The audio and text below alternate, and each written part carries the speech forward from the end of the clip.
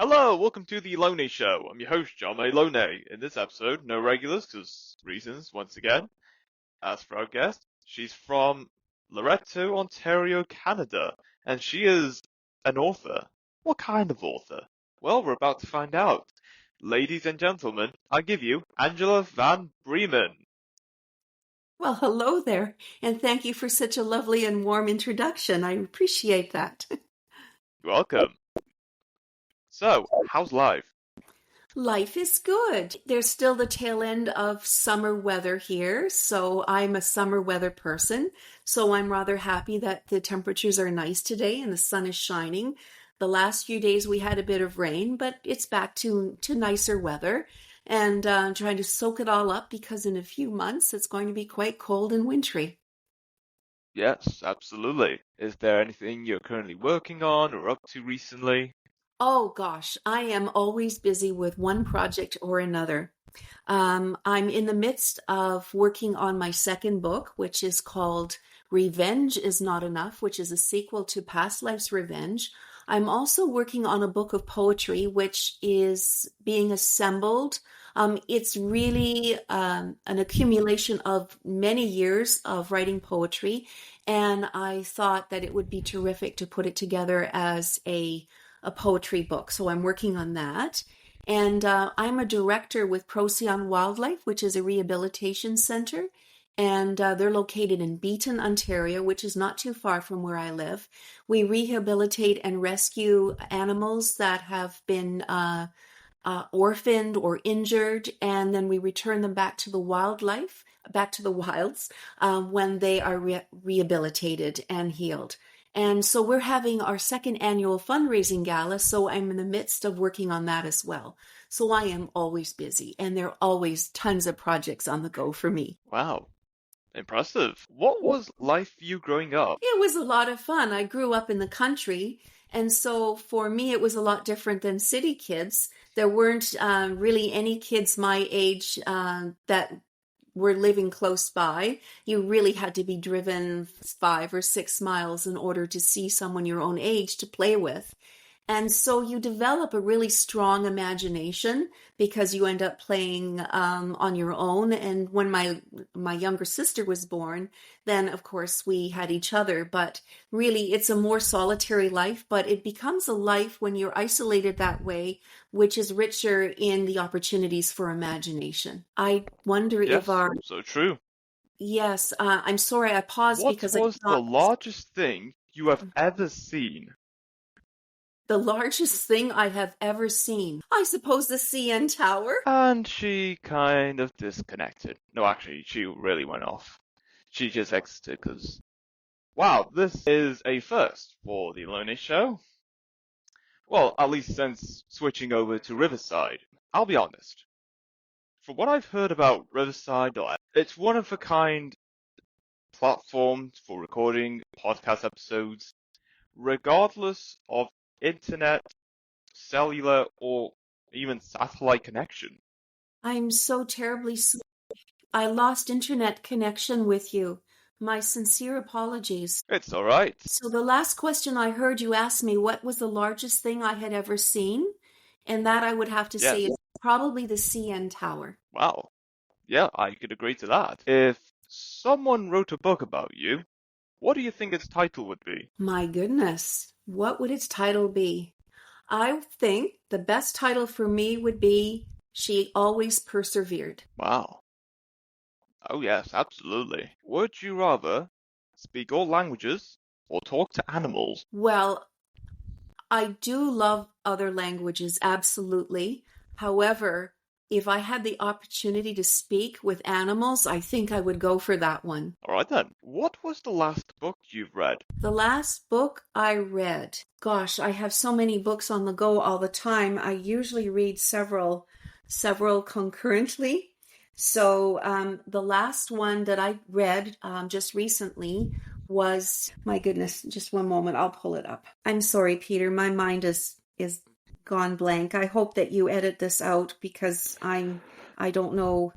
I just being caught a little bit off guards about The book I'm reading right now is phenomenal. It's called Next of Twin, and it's a really terrific book by a member of the Crime Writers of Canada, and her name is Jazz Algiola. And it's a very interesting story about twins that were separated at birth, and now they are discovering themselves in their adulthood and finding out about each other. And it sounds like it's going to be a little bit of a mysterious story. I like that. It's a really good book. It sure is. If you were hosting a dinner party and you can invite 5 guests who are either dead or alive, who would you invite? 5 guests, either dead or alive. All right. So I think it would be interesting to talk with Albert Einstein, and I would love to talk with Jane Goodall because of the fantastic work that she does with animals. I would love to talk with, do they have to be famous people or just important people? It could be whoever you like. All right, then I would love to have another conversation with my mom, and I'd love to have another conversation with my dad because they were such wonderful people and I lost them fairly early in life. And I think the final conversation would be with Nana Muscuri, a wonderful singer, and I really admire her singing. So it might be a rather eclectic mix of guests, wouldn't it? Oh yes, it sure will be. Where do you see yourself 20 years from now? Alive still, I hope. In 20 years from now, I hope to have authored a book a year, so hopefully there'll be about 20 books under my belt. And I hope that I'll be producing another album, another music album. I hope to still be living in my home in the country. So I hope that it's status quo, and I would be very delighted to be living in the beautiful area that I do. Yes, absolutely. Have you ever met anyone famous? Yes, I have. I met Peter Appleyard, a wonderful man who plays a xylophone, really interesting. Yeah, I would say I have met someone that was famous that way, a wonderful musician. Okay, that's cool. If you could travel back in time, what decade would you want to live in? Well, I would think probably the 70s. I'd like to revisit that because I think it was an era that still had an innocence about it. So did the 60s. But I think that as we move forward, we're losing more and more of that innocence and that faith and love of our fellow human beings. And I think that the message that the young people of that generation of the late 60s and the early 70s, they had such a pure and beautiful message about peace and wanting peace. And I don't see that in our world now. I see a lot of disconnect from fellow human beings. Yes, I can see it now. If you could live anywhere in the world, where would it be? I've often asked myself that question, and I usually end up answering the question with exactly where I am in Canada. We're very blessed to be in this country, and so I really can't think of anywhere else I'd like to be. However, if you ask me that question in the dead of winter, I might say somewhere warm, please. You know what? I'd say the same thing. I too like going to warm places. I don't mind cold places, but, well, I'm back and forth with hot or cold. I like being somewhere that has great weather, but at the same time is not too hot either, so, yeah. Perfect. That sounds nice. Yes, it does. Have you heard of a drink called banana friche? No, I have not. That's what the old say. Is it your invention, Peter? No, it's something I came up with a while back. The question is, when will the time come for its existence to materialize? Oh, I see. You'd like me to predict when your famous drink becomes famous? Well, I would think that if you post it on social media and tell all your friends and shout it to the world that it's the best drink ever, then perhaps it will become a well-known commodity in the near future. Who's to say? It sounds delicious. Can you describe what it's like? Yeah, sure. So, banana friche is a milkshake slash smoothie that has all the tingly sensations in the world. Okay, sounds good. And yeah, it's all there is to describe it. Lovely. Sounds refreshing on a Yeah, hot summer day. it does. What should they teach in high school, but they don't? I don't think that they teach finances properly to high school students. It would be really terrific if students left school, not the ones that are taking accounting or bookkeeping, but the ones like for everyone. It should be a standard subject that they know how to budget and how to run a household from a financial point of view, and how to make sure that they're not spending all their money on something frivolous, but are actually learning how to allocate what they need to live, for food, for rent, for travel expenses, etc. So I don't think the tools are really given to young people on how to budget properly. Yeah, I absolutely agree with that. What could you give a 40-minute presentation on without any preparation? Oh, I could talk forever about Procyon Wildlife and the work that we All right do then. there. Yeah, I really could go on and on. In fact, sometimes I go on a little too much with friends and the eyes start to glaze over. So, but yes, I could talk a lot about Procyon Wildlife and what it means to me, and the passion I feel about the work that's being done there to help wildlife that has been hurt, or perhaps has lost their location due to overbuilding. We have a lot of construction happening now where we have wildlife that is losing their habitat. So I could go on forever. As you see, I've given you a small sample. Fantastic. What app can you not believe someone has not made yet? An app that someone has not made yet. Well, I'm really not quite sure. I don't know. There seems to be an app for almost everything nowadays. So I can't think of anything that I would reach for my phone and wish, oh, I wish there was an app for that. Um, I think things, oh, well, you know what I would love, and it's not really an app, but I really love Star Trek. And I'm always fascinated how some of the things that we used to see on Star Trek were really fantasy in those days. And now we have things like tricorders, in a sense, scanners. We can talk with each other face to face on our phones, which is so much like the communicator devices that they had. But one thing they don't have, and they're kind of working on it a little bit with 3D machines, but wouldn't it be nice if you could just push a button and say, I would like to have this dinner made for me. So Oh, it's not an app that'd be exactly. pretty cool.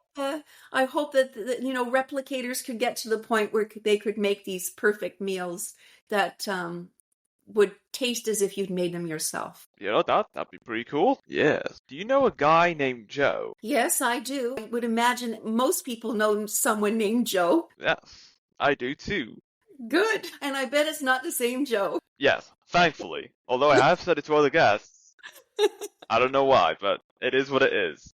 Absolutely, of course. Yeah. What's the best thing you have ever bought off Amazon? The best thing that I ever bought from Amazon, there's several things I've been extremely pleased with, but you're going to laugh. I do love gardening, and I needed to replace my rubber boots. And so I bought these wonderful rubber boots recently from Amazon, and I am so happy with them. Okay.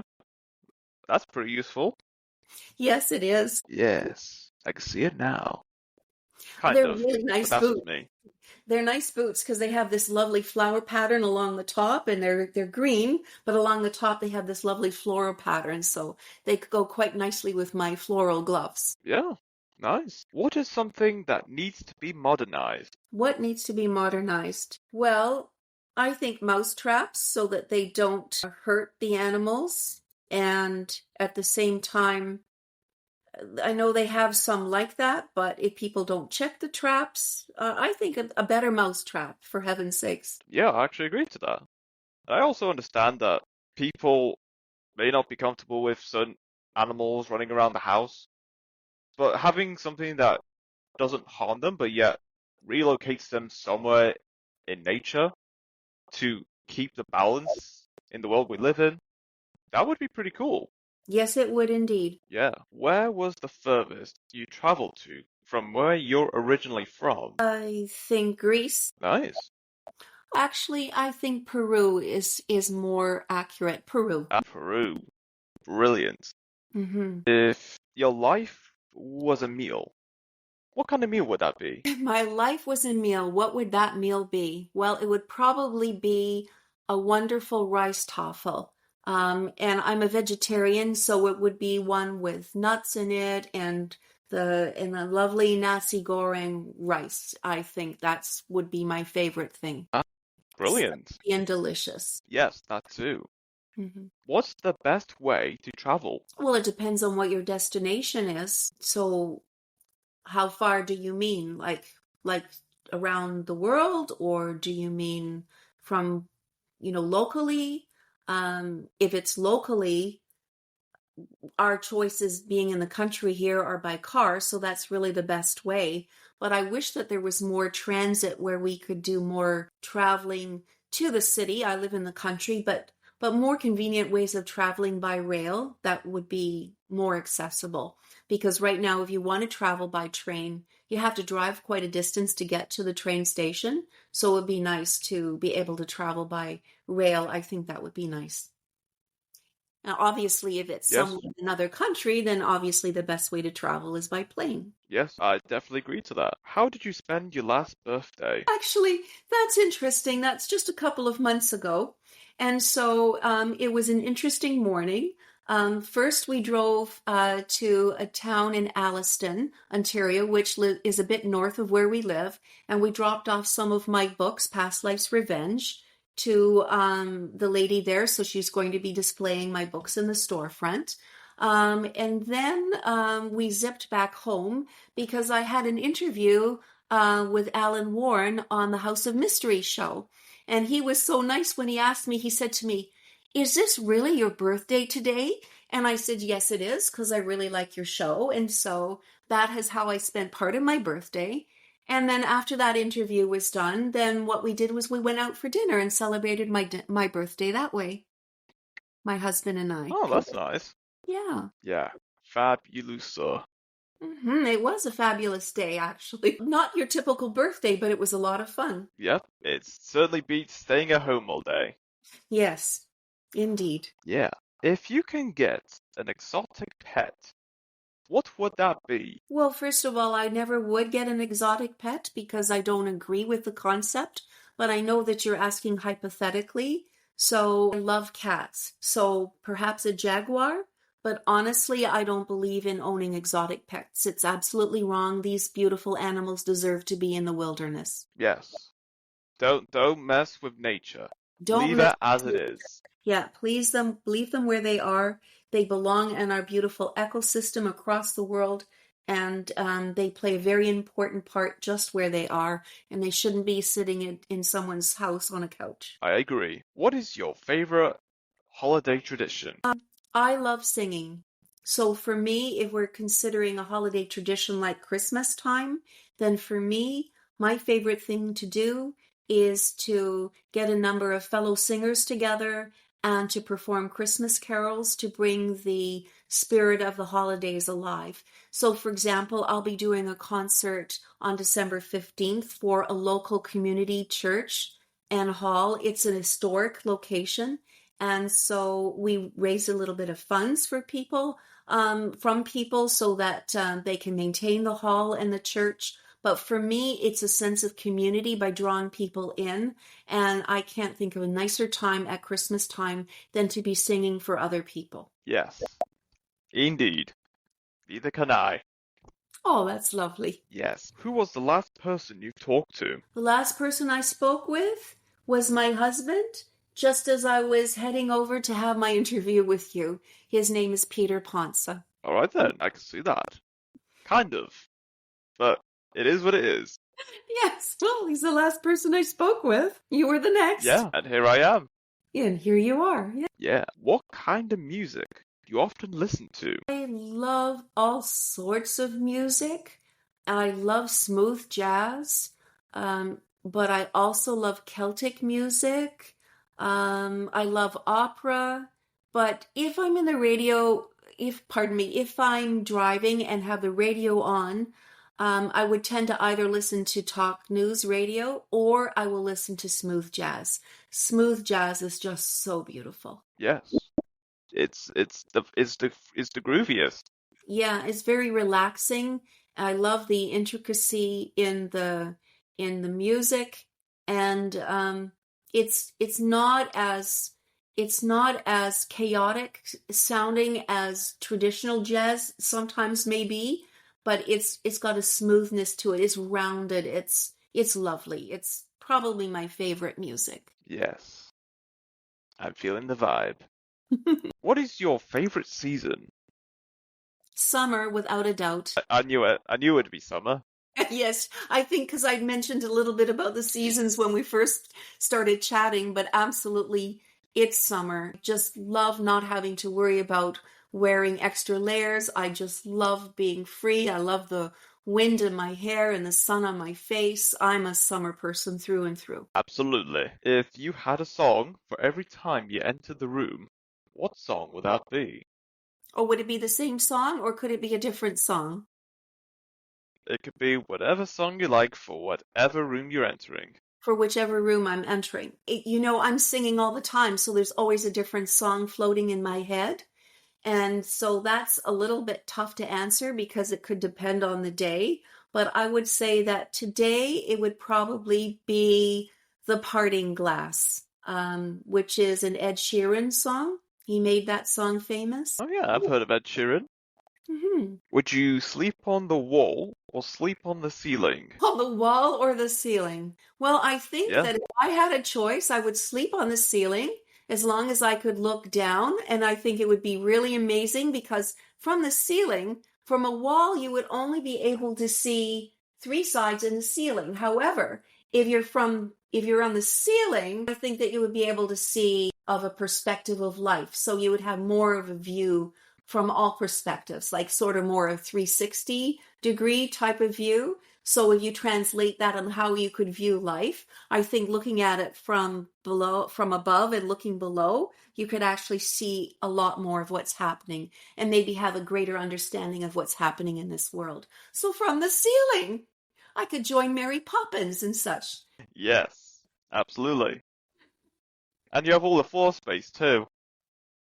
Pardon me? Also, you get so much floor space as well. Oh, absolutely. I mean, look, imagine what you could see. It'd be amazing. Yes. Would you rather never use social media again or never watch another movie or TV show again? Now, isn't that an uncanny question that you're asking me? Because just 2 weeks ago, I said to my husband, I don't want to watch TV anymore. I am so tired of it. It is so unproductive. It is so repetitive. I'm not enjoying it. And so I've taken to reading more books or doing my writing in the evenings. It's given me more time, which I'm so delighted with.